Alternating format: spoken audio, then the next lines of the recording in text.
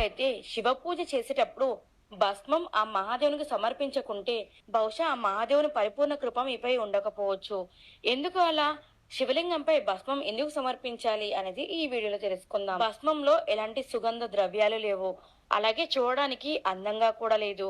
అయినా కూడా మహాదేవునికి ఎందుకంత ప్రీతికరం? భస్మం అర్థం ఏంటంటే ఏదైతే ఈ శారీరకంగా మనం అనుభవిస్తున్నామో ఏదో ఒక రోజు భస్మంగా మారక తప్పదు. అలాగే భస్మం మహాదేవునికి త్యాగం, వైరాగ్యం, సత్యానికి ప్రతీక.